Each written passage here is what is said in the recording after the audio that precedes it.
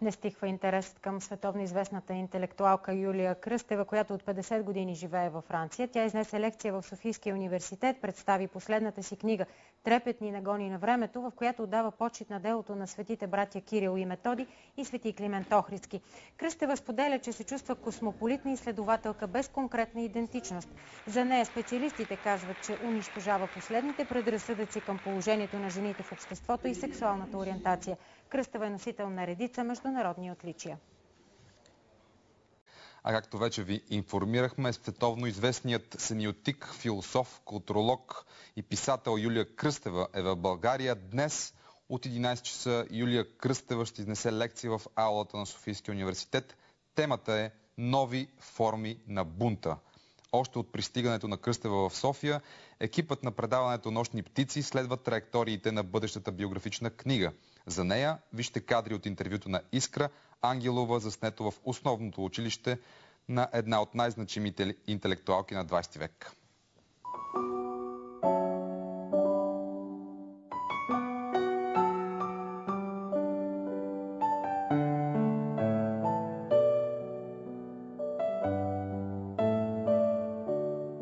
Аз се характеризирам като европейска гражданка с френска националност, от български произход и осиновена в Америка. Така че това ми дава възможност да гледам на България като не само корени мои, но като начало на същата тази кариера, за която вие говорите, която за мен не е кариера, а просто изпитание и късмет, което ми позволява да имам известна дистанция към света и една трогателна нишка, която ме свързва и винаги ще ме свързва с България.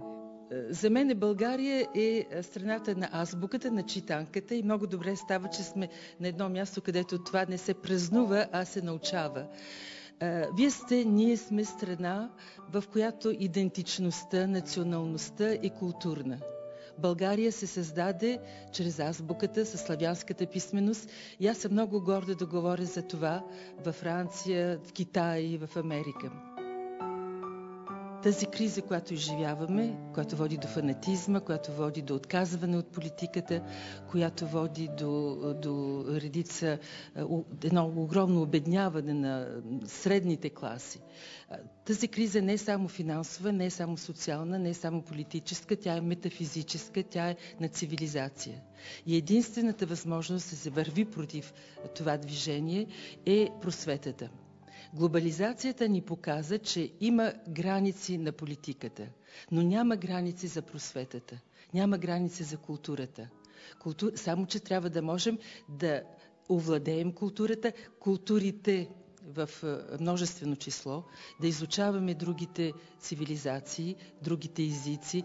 Българите са много способни за това. Ние можем да говорим много езици. Вие имате една класа от културни хора, които имат място в световната култура. Понякога, тук съм от няколко часа, но ми се струва, че има голям разрив между едно обедняване на средните класи и това високо издигане на интелектуалците. Това е трагедия, но то може да бъде и шанс. Тук съм в една мисия от Френския културен институт. Бях в Букурещ, в който говорих за Европа. Утре в аулата ще се говори за бунта, съвременните форми на бунт. Какви са?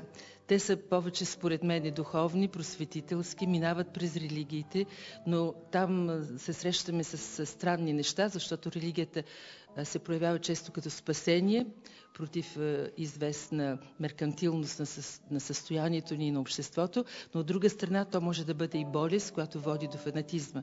Ще говорим за тия неща в университета. Но днес искам само да кажа, защото сме в базата, в училището. Не забравяйте, че вие сте дали една азбука. България е страната на културата. Върви, народе възродени!